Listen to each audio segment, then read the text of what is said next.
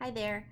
I'm Laura Ivy. While reading Chapter 7, an example of the leader member exchange theory that came to mind was a manager that took over a unit after being a charge nurse on that unit for several years.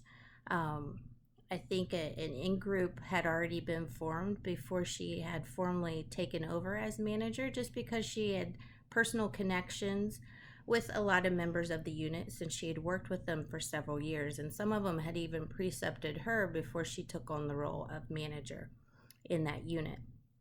So, having that personal connection with the manager, the individuals of the in group were able to, I would say, they were more enthusiastic on taking on responsibilities of the unit, helping her out with quality improvement projects or implementing changes in the unit.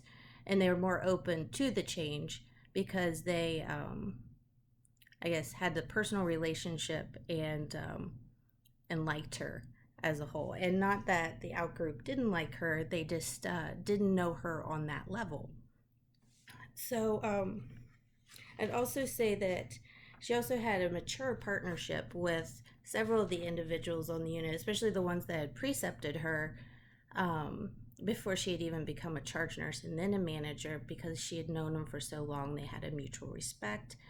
She went to them first and got their input. Whereas, other individuals that are maybe new to the unit and somewhat considered part of the outgroup, she wasn't first to go to them.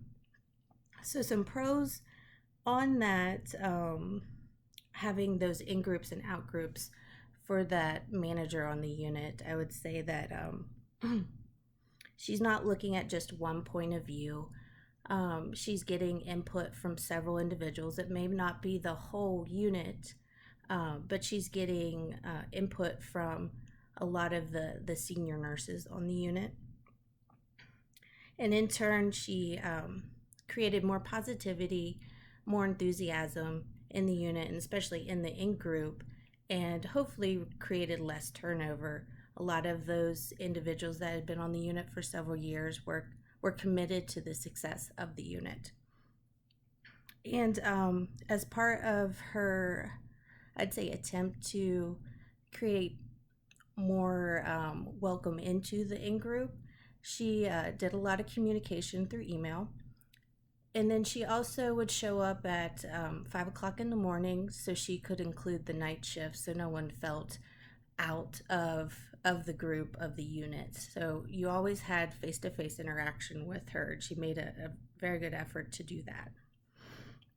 So part of the cons, I would say, is her personal connections with some of the individuals since she had known them for so long. Maybe she could have been perceived as preferential treatment towards those individuals. Some of those individuals created the schedules, maybe had a little more influence on what went on in the unit. And I don't think any of it was done intentionally. That's just who she interacted with the most. So it might require more effort from her for it not to be perceived as preferential treatment, and she may need to take a little extra effort to make sure that everyone's perceiving that all of her judgments are fair, and she's treating everyone with equal opportunity, I guess you would say. So my question for you would be, for the manager that has already created in groups before she has, and not that she did it on purpose, but she already has somewhat of an in group formed before she takes on the role of the leader, how could she include more members of her in group without either group feeling like they are neglected? All right, thanks for listening.